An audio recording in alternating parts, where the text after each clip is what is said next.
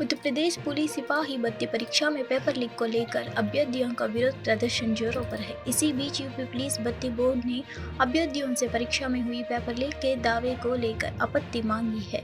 अभ्यर्थी अपनी आपत्ति 23 फरवरी शाम 6 बजे तक बोर्ड की आधिकारिक वेबसाइट पर जमा कर सकते हैं। बीते 17 और 18 फरवरी को यूपी पुलिस सिपाही भर्ती परीक्षा आयोजित की गई थी।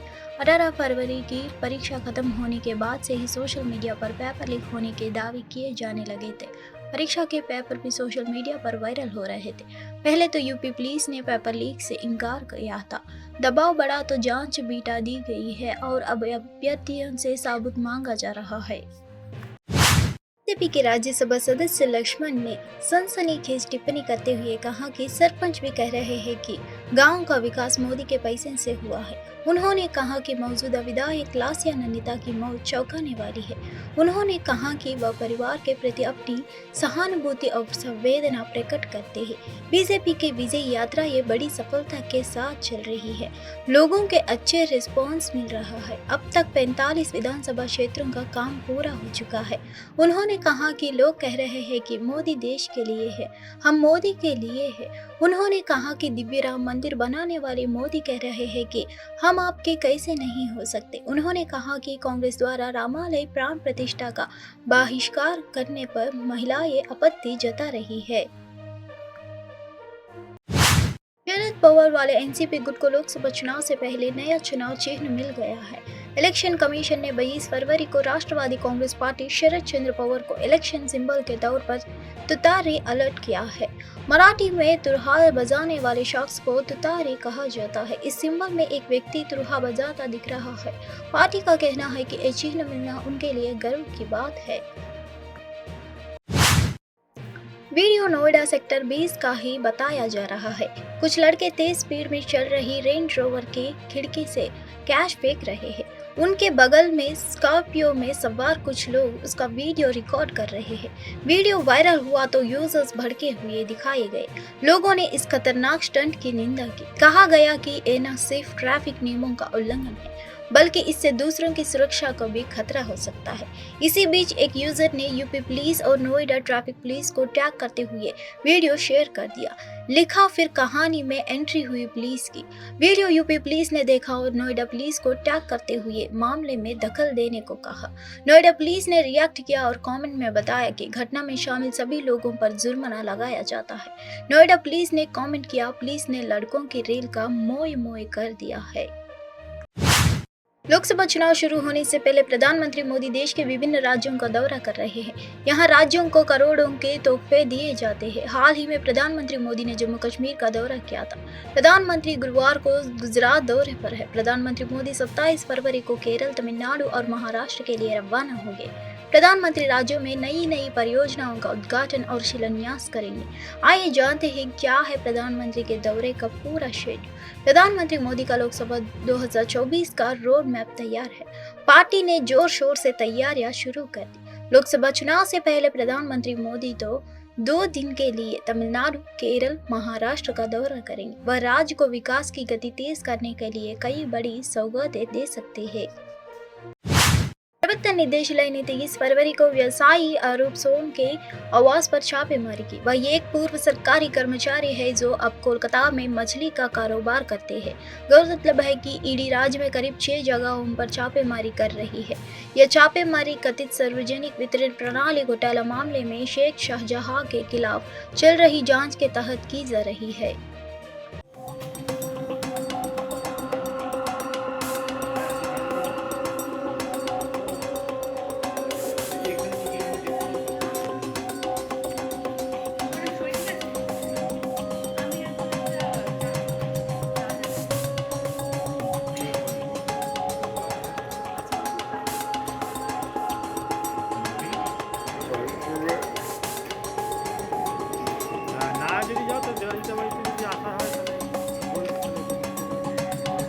কি লাগবে বল, দোকান আছে, কি লাগবে?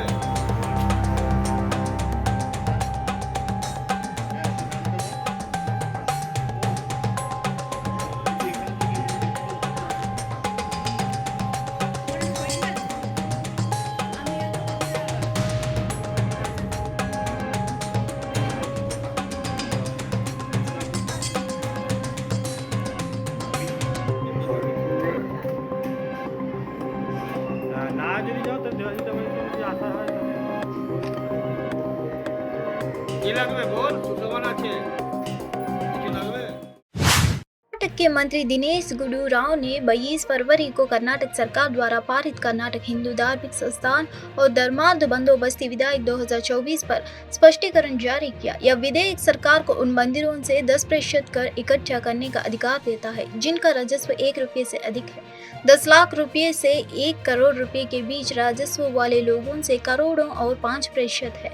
भाजपा को यह समझना चाहिए कि हम जो कर रहे हैं वह वास्तव में मंदिरों के लिए फायदेमंद है। हमने अधिनियम में संशोधन किया जो मंदिर 25 लाख रुपए से अधिक कमा रहे थे उनसे पहले 10% शुल्क किया जा रहा है। जब बसपा सरकार थी तब भी वही 10% था, मुजराई विभाग द्वारा लिया जा रहा था। अब हमने वास्तव में स्लैब ले गया है और 1 करोड़ रुपए और उससे अधिक हो गया है, तो वास्तव में यह छोटे मंदिरों की मदद कर रहा है। बसपा लोगों को गुमराह करने की कोशिश कर रही है। यह पैसा जा रहा है छोटे मंदिरों के लिए उपयोग किया जाता है ताकि हम उन मंदिरों को विकसित कर सके। Firstly, BJP should realize that what we are doing is actually for the benefit of the temples, and we have amended the act so that temples which were earning more than 25 lakh rupees were being charged 10% earlier. Even when the BJP government was there, the same 10% was being taken by the Muzerai department. So now we've actually increased, we've actually taken out the slab and gone to 1 crore and above. So in fact we are helping the temples, the smaller temples. So I don't know what Mr. BJP is trying to mislead the people over here. This money is going to be used for the low C-grade temples so that we can develop those temples. Those temples which are earning more than 1 crore a year, they are going to pay 10%. And this act was there even when BJP was there. So if BJP is so cut up about this, why did they not repeal this act when they were in power for so many years? And this kind of similar acts are there across the country in many other states. Have they repealed these acts anywhere else? So simply trying to only focus on these issues and trying to, mislead the people. The BJP are misleading and lying to the people that we are doing something. In fact, we're actually doing more to benefit the temples than what they have done also. Why larger is only for mosques? To 1 crore, then there will be fewer temples, right? That could also be a contention. See, now earlier the more temples were being charged 10%. Below 25 lakhs it was at 5%. Now below, I think, I'm not sure, but below 1 crore it may be 5%. But above 1 crore it is 10%. Correct. So we are in fact actually helping the smaller temples. It's actually So what is Mr. Vijayendra and BJP talking about? So see, they are completely hypocritical. And when Mr. Yediyurappa was Chief Minister, why was this act not repealed? Do you think that the BJP is involving in communal politics? That is obvious, no. That is, they have no other work. Everywhere they try to find a communal angle to everything. Wherever suppose some Hindu person gets affected, they make it a communal issue, not realizing that there could be so many other reasons for things to happen. So if that is their only goal today, the entire country. Look at the plight of the farmers. What is happening there? Aren't they Hindus? So is that an anti-Hindu thing? The farmer who's died. So at the back of elections, article they are arresting the farmers who are going for protest. So there are many Hindus over there. So isn't that anti-Hindu? प्रधानमंत्री मोदी ने 23 फरवरी को उत्तर प्रदेश के वाराणसी में संसद प्रतियोगिता के विजेताओं को पुरस्कार वितरित किया। पुरस्कार वितरण समारोह बनारस हिंदू विश्वविद्यालय में आयोजित किया गया था। उत्तर प्रदेश के मुख्यमंत्री योगी आदित्यनाथ भी मौजूद रहे हैं।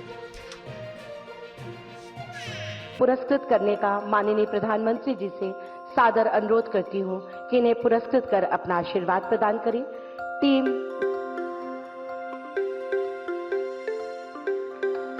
और दूसरी टीम के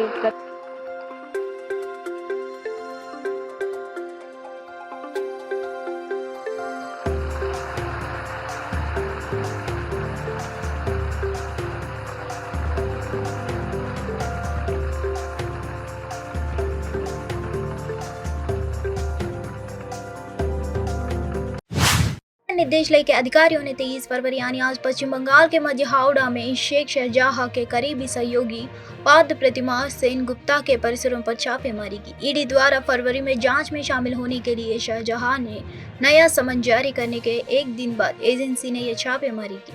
19 उन्होंने कथित सार्वजनिक वितरण प्रणाली घोटाला मामले में फरार तृणमूल कांग्रेस नेता शेख शाहजहां के खिलाफ चल रही जांच में लगभग 6 स्थानों पर छापेमारी की है।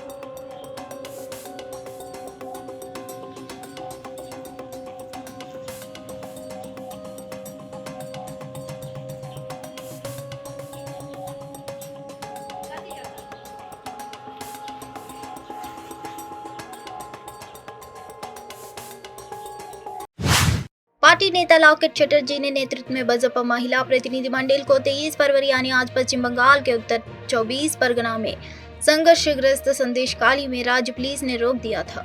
वे स्थानीय लोगों से मिलने के लिए संघर्षग्रस्त संदेशखाली की ओर जा रहे थे। संदेशखाली में महिलाएं अपने ऊपर हुए कथित अत्याचारों को लेकर पिछले कुछ दिनों से हथियार उठा रही है।